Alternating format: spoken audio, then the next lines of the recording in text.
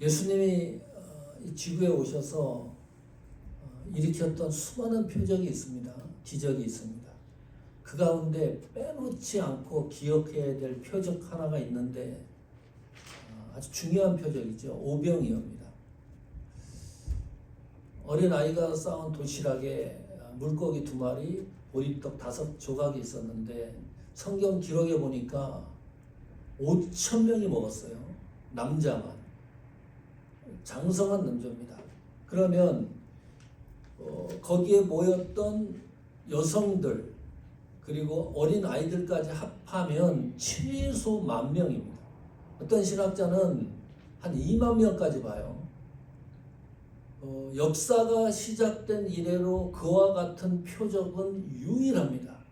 단 한 번도 유사한 표적이 일어나지 않았다. 놀랍고 신비로운 일이죠. 우리가 이 시간에 주목해야 될 것은 그 오병이어 기적이 일어나고 난 이후에 마무리가 어떻게 됐는지입니다.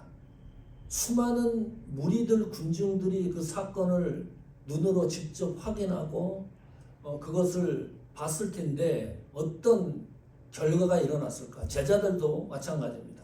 제자들의 심중은 어땠을까? 요한복음 6장 14절 15절입니다. 이렇게 마무리가 되어 있습니다. 그 사람들, 그러니까 거기에 모였던 군중들입니다. 무리들이 예수께서 행하신 이 표적을 보고 놀랍고 신비한 거죠. 말하되, 여기가 이제 중요한 겁니다. 이는 참으로 세상에 오실 그 선지자라 하더라. 핀트가 안 맞죠? 15절에 보면 그 이유 때문입니다. 그 이유 때문에 예수님의 행방을 잘 보십시오. 예수께서 그들이 와서 자기를 억지로 붙들어서 임금으로 삼으려는 줄 아시고 그랬다는 거예요.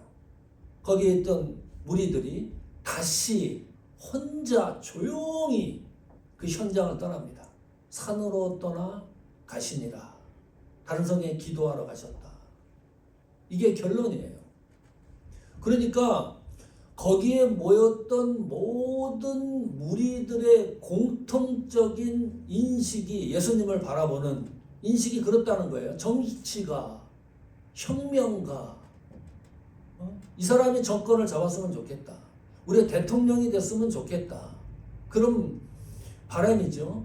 선지자라 그랬지만은 거기에 그런 이 무리들, 그러니까 보편적인 사람들, 예수님을 바라보는 시각이 보편적인 인간의 인식이 그렇다는 거예요. 특히 무엇을 보고요?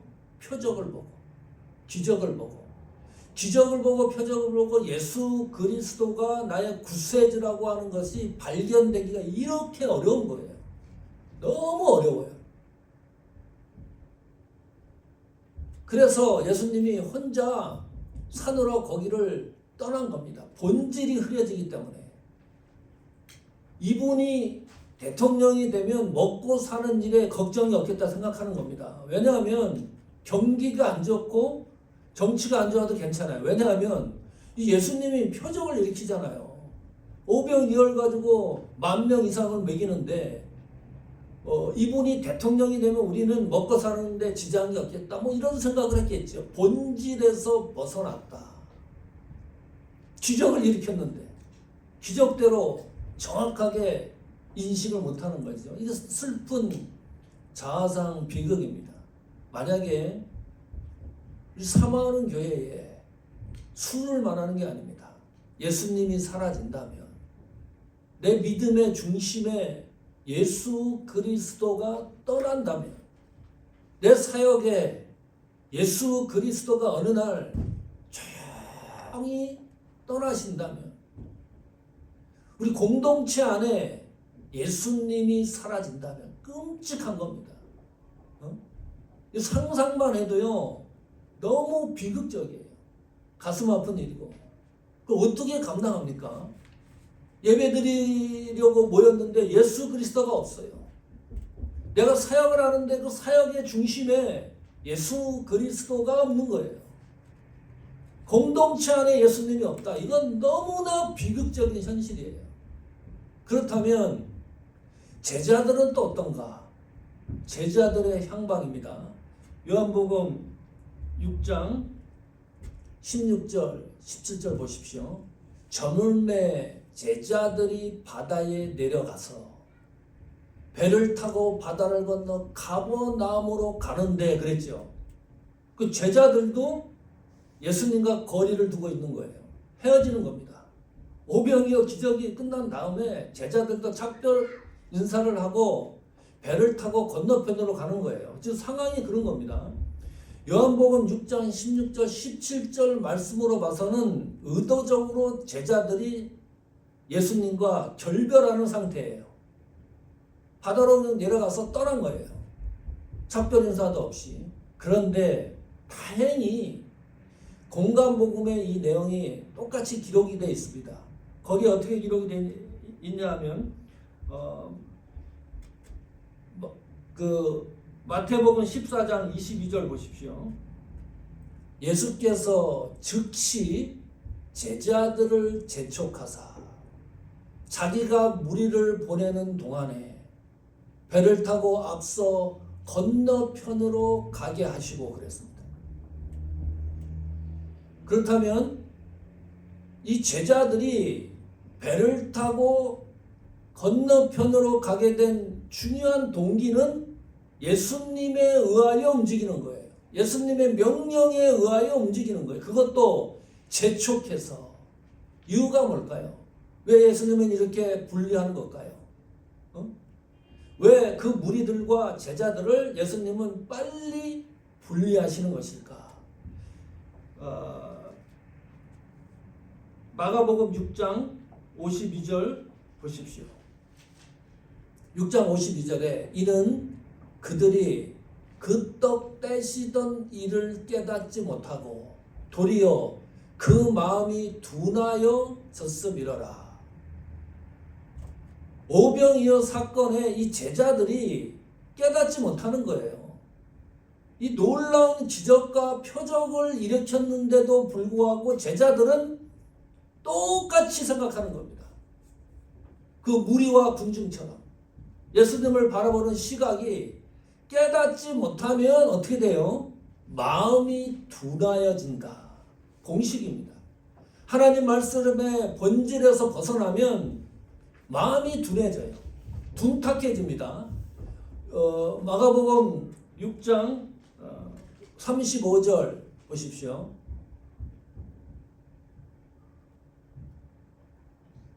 마가복음 6장 35절 36절에 보면 거기에는 더 질타를 합니다. 어떤 질타를 하냐? 예수님이 제자들에게 이런 얘기를 합니다. 나는 생명의 떡이다. 그 말이 뭔가요? 예수께서 요한복음 6장 35절 36절입니다. 예수께서 이르시되 나는 생명의 떡이니 내게 오는 자는 결코 줄이지 아니할 터이요 나를 믿는 자는 영원히 목마르지 아니하니라. 이게 오병이어를 일으킨 본질입니다. 이걸 깨닫지 못하는 거예요. 그냥 떡으로 배불리 먹이려고 한 것이 예수님의 궁극적인 목적이 아니라 이 말씀 때문에 그 오병이어의 표적을 일으킨 건데 그걸 제자들이 전혀 이해를 못하고 있는 거죠. 나는 생명의 떡이니. 예수 그리스도가. 그래서 예수님을 만나면 영생을 얻는다. 구속주라는 사실을 오병이어를 통해서 선포하고 있다. 36절에 그러나 내가 너희에게 이르기를 너희는 나를 보고도 믿지 아니하는도다 하였느니라. 기가 막힌 겁니다. 제자들이 어떤 무리가 아니고 기적과 표적을 일으켰는데도 제자들이 인지를 못하고 있다.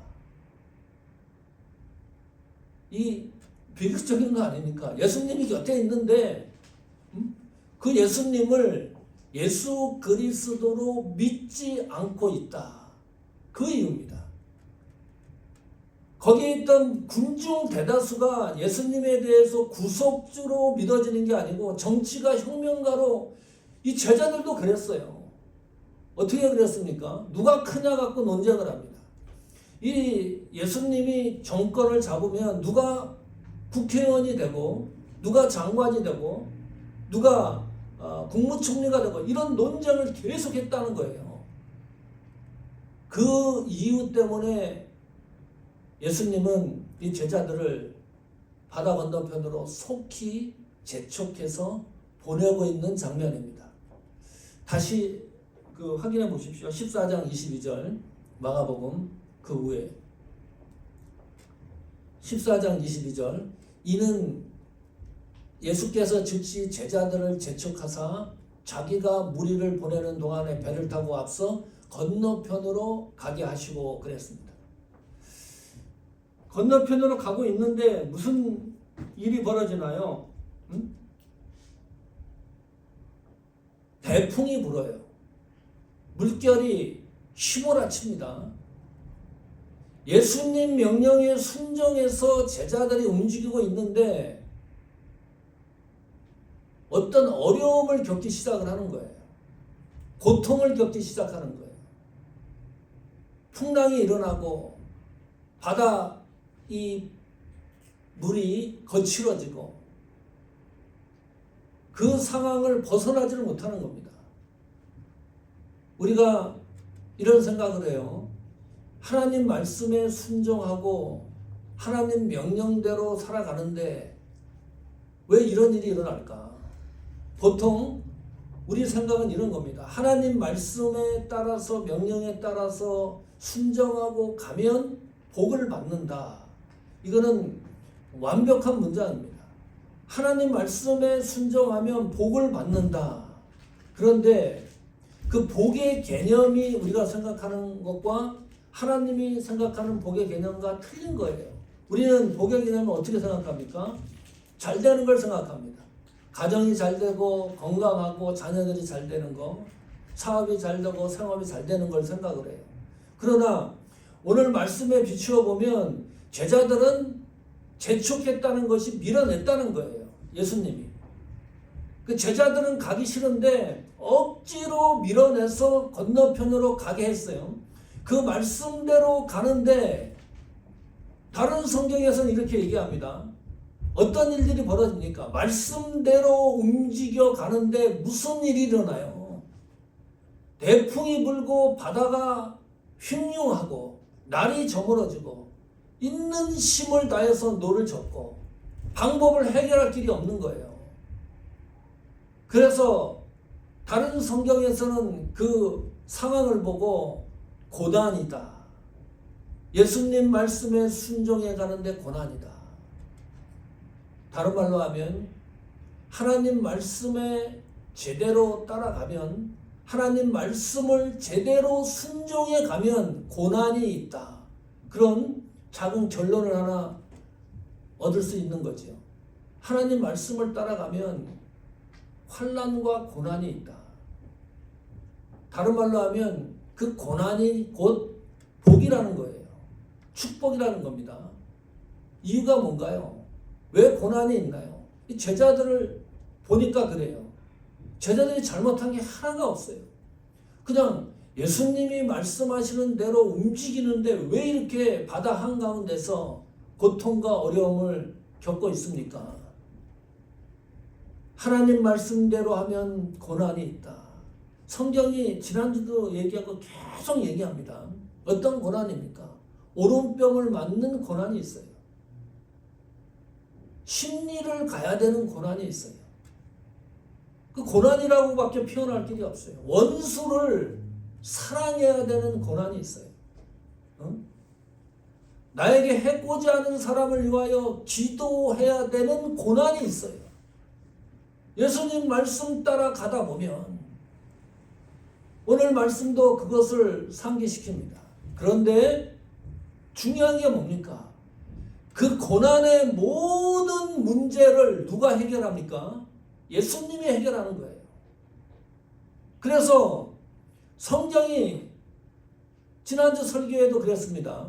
항상 기뻐하고 쉬지 말고 기도하고 항상 감사할 하나님의 뜻과 목적이 있기 때문에 그 고난을 이겨내는 거죠. 그것이 성경이 말하는 하나님 말씀에 순종하면 고난이 있다. 그런데 그 고난은 축복이라는 개념과 연결이 되는 거죠. 우리가 기뻐하고 항상 기도하지 않고 항상 감사하지 않으면 그런 일을 감당할 수 없기 때문입니다. 참 이상한 게 있어요. 왜 이 제자들은 오병이어 기적을 경험했잖아요.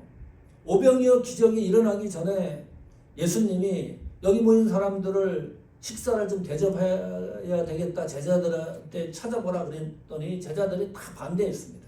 안 되는 것만 얘기했어요. 날이 저물어 안 된다. 돈이 없어서 안 된다. 숫자가 많아서 안 된다. 뭐 식당이 있다 그래도 거리상 안 된다. 식당이 있다 그래도 여기 있는 수많은 사람들에게 음식을 만들 타임이 그렇게 많지 않아서 안 된다. 온갖 안 된다는 이야기를 했는데 예수님이 기적, 표적을 일으킨 것을 눈으로 확인을 했거든요. 그랬다면 제자들은 이 순간에 이 성경 내용을 이 마태복음, 마가복음에도 기록되어 있는 이 상황을 살펴보면 단 한 명의 제자도 예수님을 찾는 제자가 없어요. 참 이상합니다. 그 엄청난 표적과 기적을 경험하고도 이 배가 막 무너질 정도로 이 파고가 높아지고 도저히 앞으로 전진하기가 힘든 상황인데도 불구하고 제자들은 예수님을 찾는 단 한 명의 제자가 그 현장에 없었다. 이게 가슴 아픈 현실입니다. 어떤 문제가 발생하면 교회 안에서도 또 공동체 안에서도 기도합시다 라든지 우리 예수님을 좀 바라봅시다 라든지 이런 외침이 있어야 되는데 전혀 없었다는 거예요. 이 문제가 어떻게 해결됩니까? 마가복음 6장 48절입니다. 같이 읽어봅니다. 시작.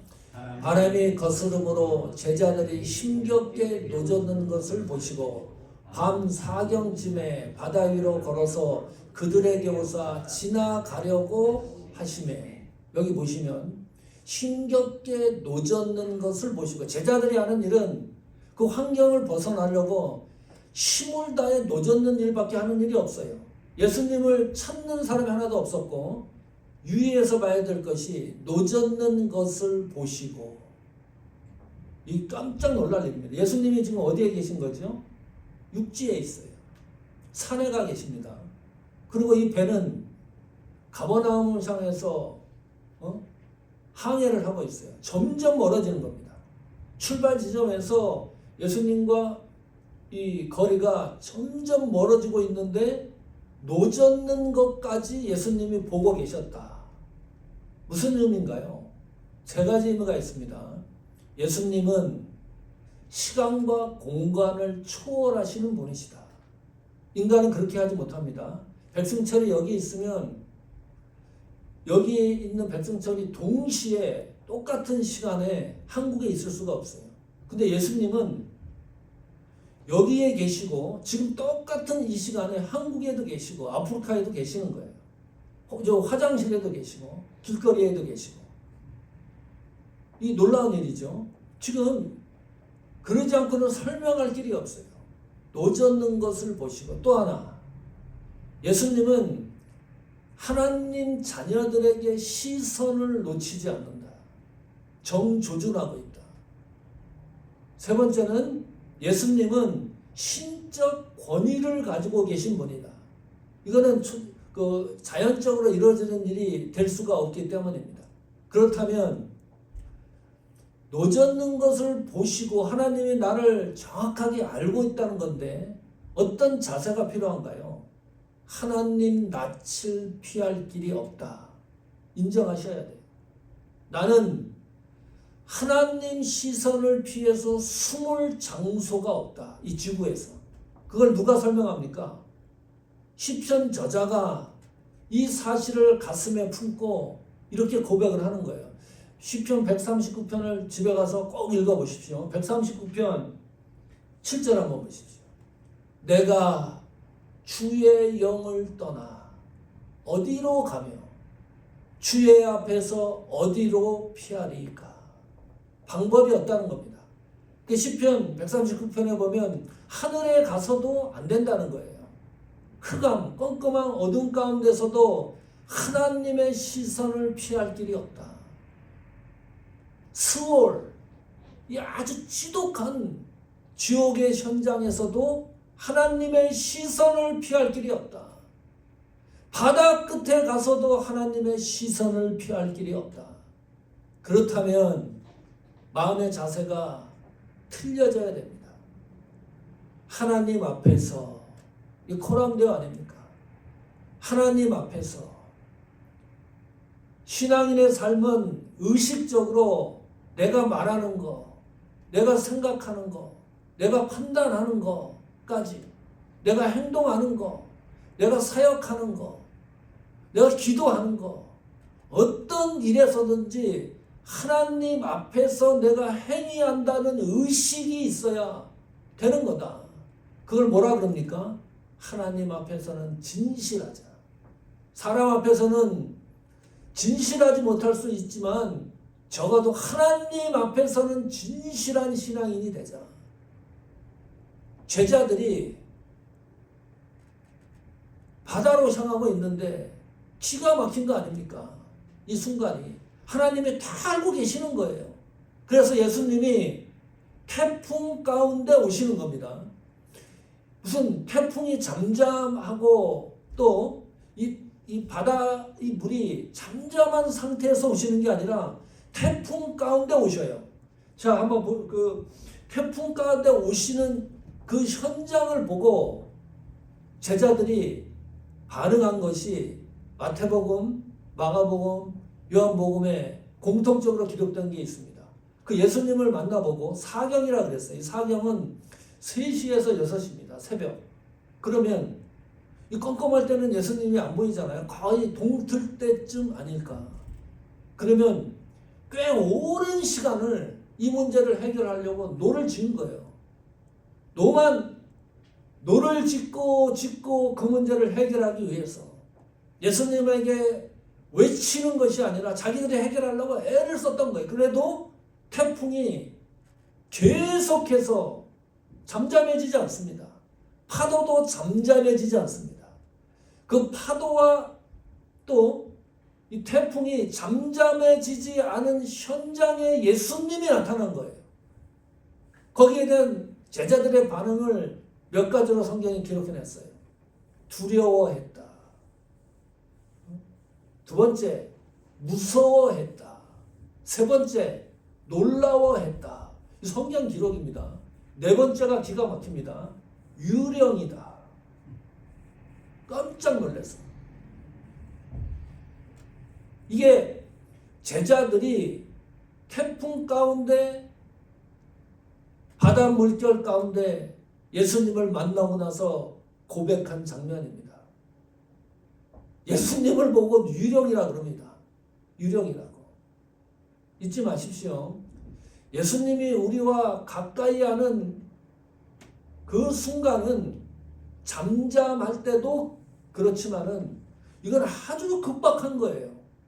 기도하시러 오병이어 끝난 다음에 산으로 올라가신 예수님이 얼마나 급박했으면 그 순간을 정리하고 바다 가운데로 걸어오시느냐.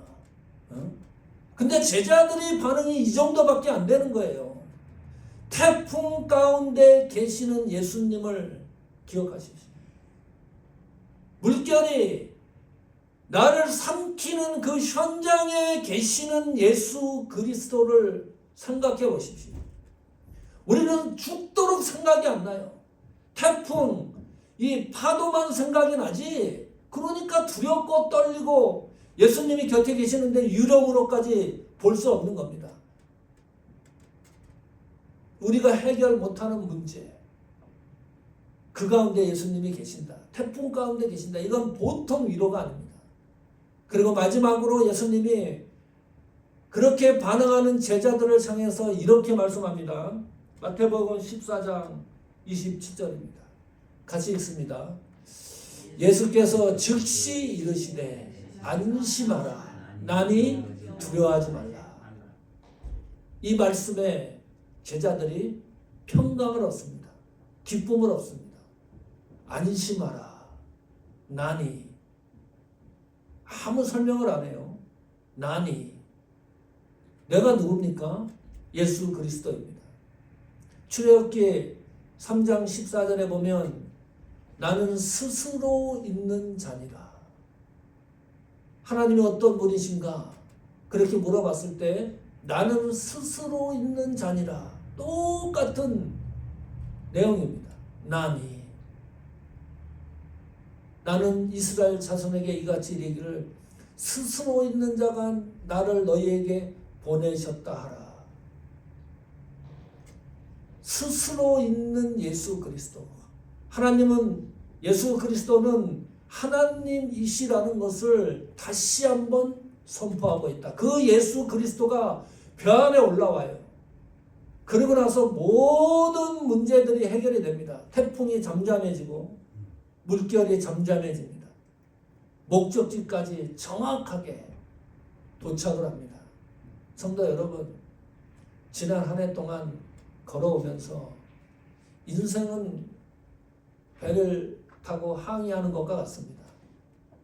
많은 일들이 일어납니다.